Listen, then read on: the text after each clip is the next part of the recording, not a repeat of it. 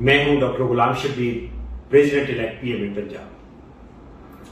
آج کل بچے پی ایم سی کے سامنے ایم ڈی کیٹ میں ہونے والی بے قاعدگیاں، بدعنوانیاں، میل ایڈمنسٹریشن، اس ساری چیزوں کے بارے میں احتجاج کر رہے ہیں۔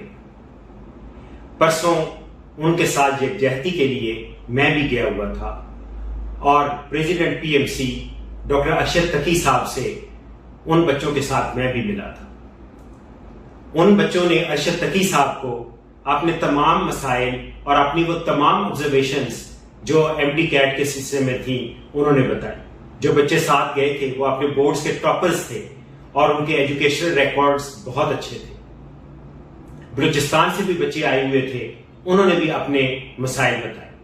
مسائل یہی تھے کہ question out of the course ہیں، کیز غلط ہیں، کیز ریپیٹڈ ہیں، اور کئی کویسچنز کے سٹیمز غلط ہیں، کمپیوٹر آف ہو جاتے ہیں، ایک دفعہ سبمٹ کرے تو کویسچن ٹھیک نہیں ہوتے۔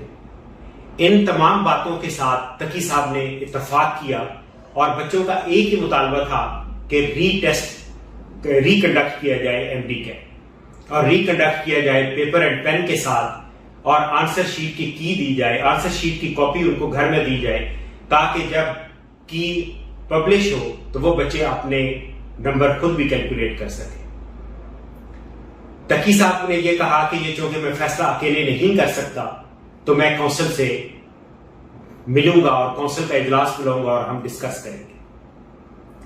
اب یہ پتا چلا ہے کہ بچے جب اگلے دن گئے تو نہ تو انہوں نے کونسل کا اجلاس بلایا، بلکہ اس چیز سے یکدم وہ پھر ہی گئے کہ ہم نے ریکنڈکٹ ٹیسٹ کی بات کی بھی ہے یا نہیں، اور ریکنڈکٹ کے سلسلے میں انہوں نے غلط قسم کی بے جا اور ایسی باتیں کی جن کا کوئی جواز نہیں بنتا۔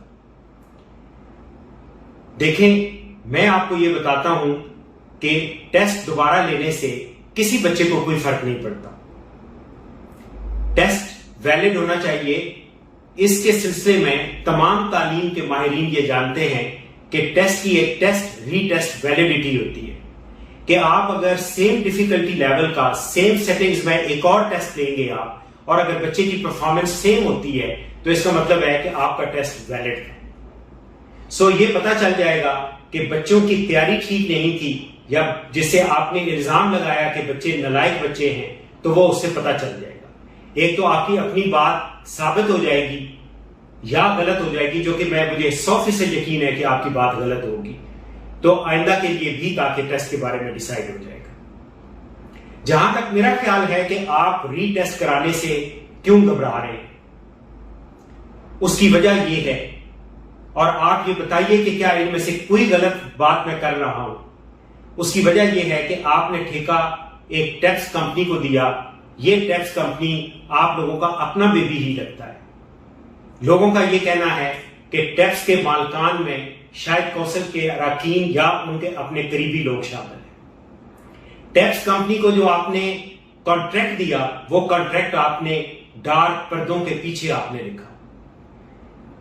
کوئی بھی ایسا کانٹریکٹ جس میں پبلک منی انوالو ہو، یہاں کوئی میزائل تو بن نہیں رہے تھے کہ آپ اس کانٹریکٹ کو آپ کانفیڈینشیل کرتے، آپ نے اس کانٹریکٹ کو کانفیڈینشیل بنا دیا، جبکہ یہ پبلک ڈاکومنٹ ہے، اس میں پبلک فنڈ انوالو ہے۔ پھر آپ نے جو اس کی تقسیم کی ہے، اس میں 3500 روپیہ آپ نے کمپنی کو دیا ہے، جو کہ سراسر ناجائز ہے۔